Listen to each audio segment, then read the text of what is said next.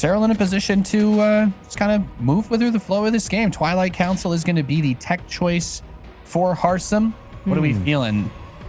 I don't want to say that's surprising, because at the end of the day, a Twilight is a Twilight. Like, I think a Robo would be surprising. A Twilight is like, okay, a little bit different, because we all know that it's pretty much all about the Stargates in this day and age. I would say the meta is almost right now to open up with a Void Ray and maybe an Oracle afterwards, or just a bunch of Void Rays into a Robo and going Void Ray Disruptor.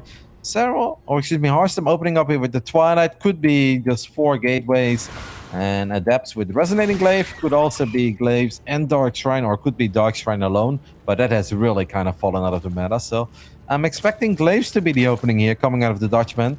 And I like it because we ask for some more action. Well, there is always action when a bunch of adepts make it to the other side of the map. Yeah, but there's the adepts going across the map. Like you were talking about, he did get that Roach Warren down as soon as he spotted the Robo building. So he's got a couple of them on the way, not a tremendous amount of them. But we've seen some of the defenses just be, you know, with the Queens. Still a lot of Lings used for some of the defenses on this, but the Roaches or a handful of Ravagers primarily helping to finish off those adepts. But he's killing the Queens. He's got one down, going for 2, gets the second one. Yeah, but now the Adepts are actually in a lot of trouble. The War Prism is too far back, so the War Prism can't save it. Roaches have morphed into Ravagers, and Serral is shutting this down before it has ever even truly began. That is amazing defense, Nate. I know it looked promising. Like, you get a Queen for an Adept. I'm like, oh yeah, that's not bad. Then you get a second Queen, but to get the second Queen, he had to cancel the Shade. And the moment he canceled the Shade, he got surrounded. The Ravager's done already, and even though Serral's a few workers down, he has plenty of time now to crank out as many drones as he wants to crank out, and he's going to take a pretty big economic lead because he's got a lot of units still out too to potentially deny Harstem from going up to 3 bases. Yeah, that's good pressure. I mean, he even had another torrent of Lings that he flooded out behind that too, right? He was putting a big investment in there. He's got plenty of units now to deal with anything else that could come at this phase, and Harstem boots up that 3rd Nexus. He's going into the Robo Bay, getting the Forge up as that layer gets closer to finishing. And this War Prism still cannot find anywhere to slip in. 2 Spores very well spaced in Serral's main, keeping him out. A little bit more of concern to him. Sees the first Disruptor come out, though. I mean, he knows everything. He has every possible piece of information that he could want in front of him. And that's really terrifying when you're up against somebody who can execute as well as Serral can. Nate, I just want to point one thing out, because even though Serral didn't use those Zerglings to cancel the Nexus, Serral has now killed 13 Adepts and has not lost a single drone. I can guarantee you in the last 100 PVZs that Harstem played, and he went for this opening, he has not lost 13 Adepts and didn't kill a single drone. Those are numbers that just don't make any sense. You always get a couple of drones, a few Adepts always sneak in there, or the units are supposed to be out of position from the Zerg. It's insane that not a single drone went down against his opening. Well, there's also a couple of Banelings morphing, or at least there were Banelings morphing, rolling into this mineral line, getting 12 probes. My goodness, Yona, show some mercy, okay? Thought we were friends over here, Nate. Like, Serral is playing a picture-perfect ZVP at this point. Yeah, well, this is what it's like to watch a good, clean Serral game, isn't it? It's just nothing seems to work. You know, Harstem pulled out his special move, tried to hit him hard, but like a bowler, he just kind of stood there. He's kind of stood there and took it. Oh, Harstem did see it, so he's going to send a Nova. I mean, this is kind of a funny way to deal with a Baneling run by. At least it bought some time for the Stalkers to get their way home. Yeah, good defense there by Harstem. Doesn't lose anything in the end. Only some damage on the pylon and a simulator. Well done. But obviously, Serral was in a position where he could lose a couple of Banelings without really feeling like it was a big investment. The Mutalisks are starting now, Kev, as well. We've got 6 of them in production for Serral. Whether or not he's going to commit to a large number of them still remains to be seen. He is getting +1 flyer attack, so that option will be on the table. But there's a lot of Stalkers with these Disruptors, so it's not like he doesn't have anti-air. It would just be more of a nuisance if the Mutas made it to his base and he'd be forced to recall, so he doesn't need to build a tremendous number. He's going to get another 6.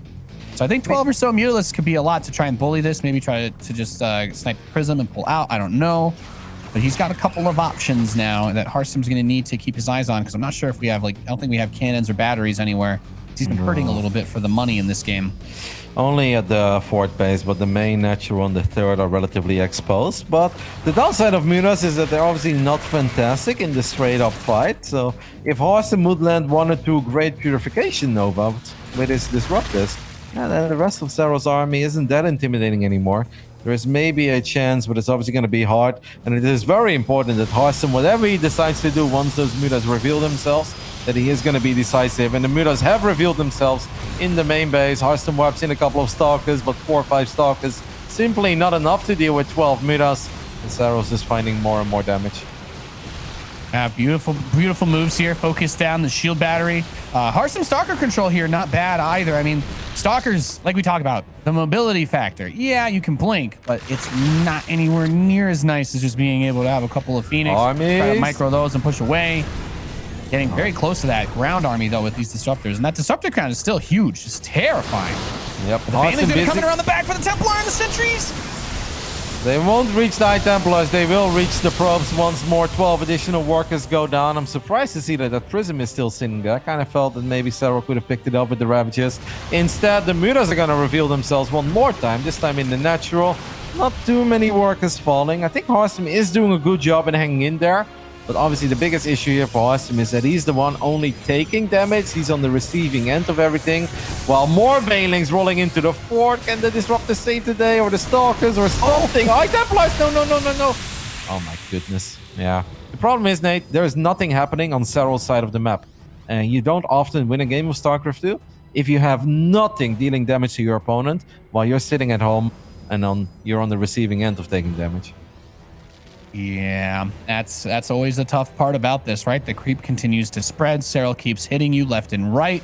But you need to be able to step on creep. You need to be able to move across the map and get something done. That Cybernetics core being exposed is actually going to be something really important to keep in mind. We talk about not having Stargates, Roddy, but in losing the Cybernetics core, you lose the ability to make Stalkers. You lose the ability to even try to build that Stargate in the first place. It's going to drop a storm on the constructing Banelings outside this I guess an initial natural kind of base. The Roach Warren is there to get picked off, but the Mutas and the Zlings are getting inside the base as well.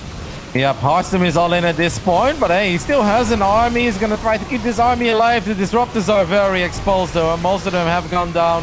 And I feel that all that is left is really a few Stalkers and a couple of Storms, and that's simply not going to do it against all these units that Serral still has defensively. And let's not forget about the reinforcements that he could always make. Sometimes I'm just left a bit speechless by everything that I see. And I know we shouldn't get too carried away because Serral is the favorite, and it becomes a bit annoying if we're going to praise Serral non-stop for some of the viewers, but he really did make everything look easy from the Zerg side. And it's not. It's so easy to either overcommit or undercommit to a certain part of the game that he went for, and then things could have spiraled out of control real quick, but it really felt like he had a perfect balance of everything he was doing every step of the way. It's kind of like watching a work of art unfold in front of your eyes. Stargate for Harstem, by the way, so we're going back to reality a little bit here. PBZ. Let's see. It's going to be Void Ray or Oracle. It seems like we're going to open things up with the Void Ray. Could be an Oracle afterwards. Could also be nothing but Void Rays and maybe even a second Stargate down the line. Serral did switch things up a little bit, right? He opened up with the spawning pool in this game, but it wasn't a super early pool, so we didn't really have to go crazy over it or be like, oh my god, he's gonna circling rush. None of that. It's just a slightly earlier pool in case something either super weird was happening, and it would also throw the timings off a little bit. As you guys could see, Harstem was like, he's not having a drone on the low ground. And then you kind of have to go into the main base with your probe because you want to make sure you don't get 12 pulled. And while he went into the main base, well, Serral was already hiding a drone, and it just allowed Serral to still take his natural as his actual natural. So a little bit of a switch up, but it doesn't change that much. Getting that third situated early, very important for Harstem. And he's got a couple of Void Rays, going to keep pumping him out, going into the Robo Bay. So I think well in line with the expectations that you've been setting here, Rotterdam. But we got some Penguins marching across the map, though, very slowly. It's 7 queens already, so at first I was like, is Serral serious about this? Because he's obviously on 53 drones, but now he's still making roaches, and that's absolutely giving me the feeling he is pretty serious about it. And Harstem is still on just a single Stargate, so he's not going to have the Void Ray numbers to overwhelm these queens. Now, if we can get a couple of cannons and batteries up, we're obviously going to be fine, but this is going to be really hard. And you know what almost always happens? Is that while the fight takes place, Protoss players will start floating minerals, because they don't have too much production. It's one Stargate and one Robo. Yeah, we've got those 2 gateways, but those gateway units don't have any special upgrades, so it's really important that we just keep building static defenses, and obviously keep chrono boosting out Void Rays and Disruptors, because we don't have a lot to work with. No, and it's such an awkward position because he's got the Ravagers here going to be trying to help zone with the corrosive biles, even if they can't normally shoot up at those Void Rays. Going to try to bile down on the cannon. Disruptor shot hits the middle of all the queens. So, I mean, that's going to be the first wave of the transfusion energy burned on most of these guys, right? So he still has them alive. Needs a second shot in the middle of maybe those Ravagers, I think, to try and get a bit more room to try and bully against this army. Shield batteries are holding his pot as long as they can. The overcharged battery does get picked off, though, Kev, and Harstem fighting for his life here in game number 2. And not a good Nova, but it's only damage on the Queens. We're not killing the Queens, and that's problematic, because Queens can heal each other up for days. Mentioned it before, it's so hard to spend your money. Harstem is trying to do whatever he can, but it seems like he's just running out of DPS. Didn't have the Void Ray numbers, didn't have the Disrupted.